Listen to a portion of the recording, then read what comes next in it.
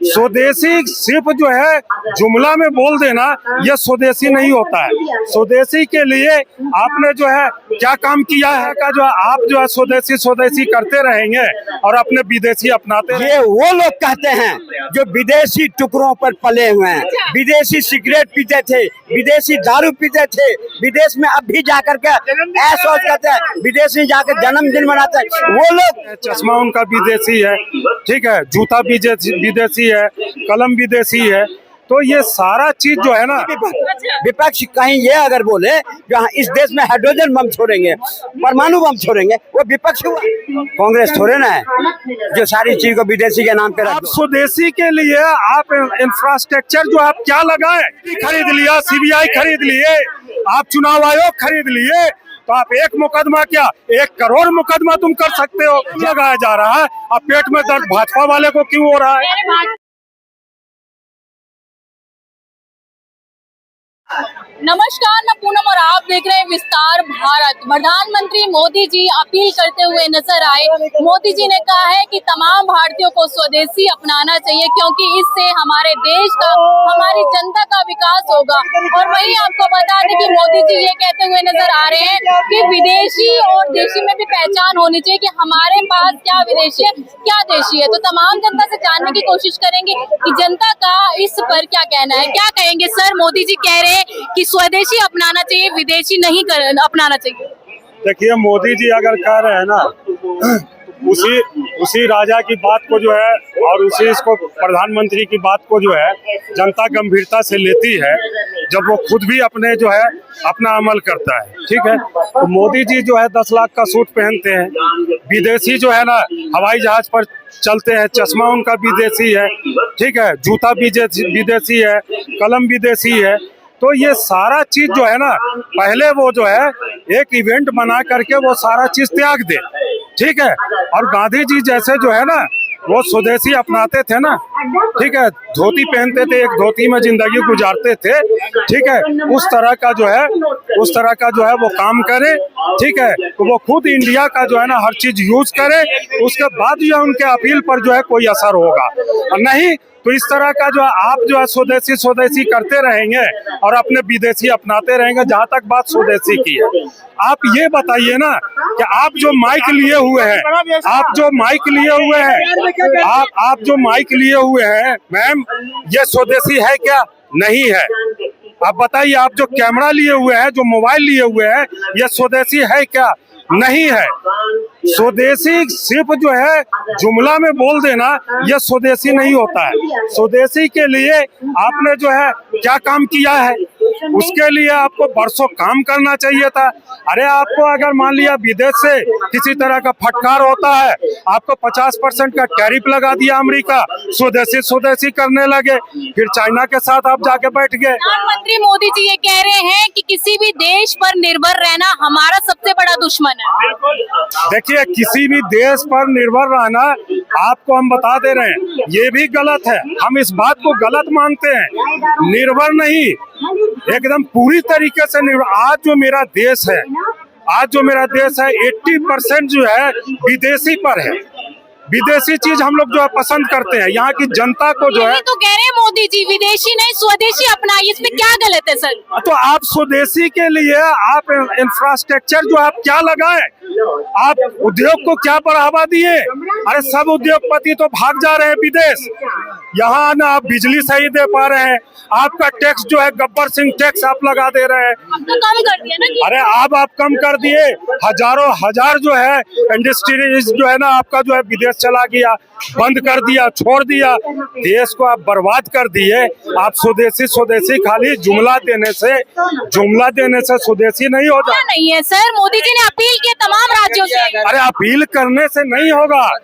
Appeal कर जिस दिन आप स्वदेशी अगर माइक लेकर के आप खड़ी होइएगा, उस दिन हमको लगेगा कहा हम स्वदेशी के तरफ जो है ना हम बढ़ चुके हैं।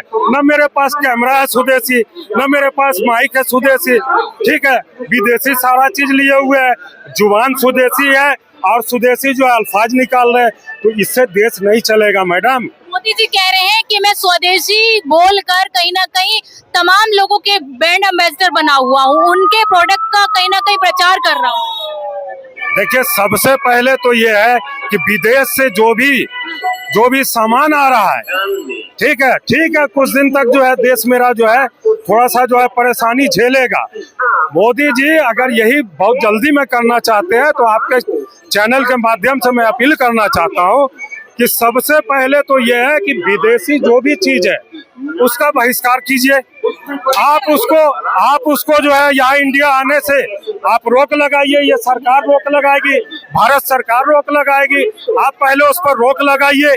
उसके बाद अब मान लीजिए मैडम कोई बच्चा है तो उसको आप रोटी खिलाना चाहते हैं और बच्चा जो है ना वो आइसक्रीम खाना चाहता है, तो पहले आपको आइसक्रीम उसके नजर से हटाना होगा, ठीक है। तभी वो जो है जब भूख उसको मिलेगा, भूखा रहेगा, तभी आपके रोटी की तरफ ध्यान होगा।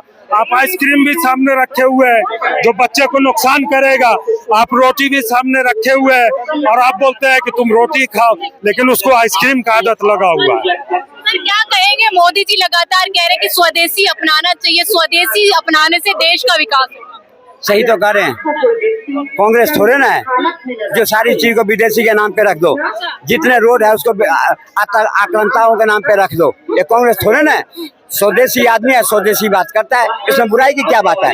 अच्छा उसको नहीं लग रहा है जो विदेशी मानसिकता के हैं, जो विदेशी लोग हैं, जो विदेशी कल्चर को पसंद करते हैं, उसे अच्छा नहीं लग रहा है। विपक्ष कह रहा है कि पहले 4 अमेरिका की कंपनी तो बंद करवाइए, तब तो स्वदेशी होगा देश। विपक्ष है कहाँ देश में, कौन से विपक्ष, काहे के विपक्ष? विपक्ष कहीं ये अगर बोले जो इस देश में हाइड्रोजन बम छोड़ेंगे, परमाणु बम छोड़ेंगे, वो विपक्ष हुआ? इसी देश के में रहते हो, इसी देश के वोट लेते हो और इसी देश में बम छोड़ने की बात करते हो, शर्म आनी चाहिए इसको। चुनाव आयोग के लिए कह रहे हैं ना, चुनाव आयोग चोरी करता है तो। बम देश में छोड़ूंगा ये शब्द होती है, इस शब्द को लोग पकड़ता है।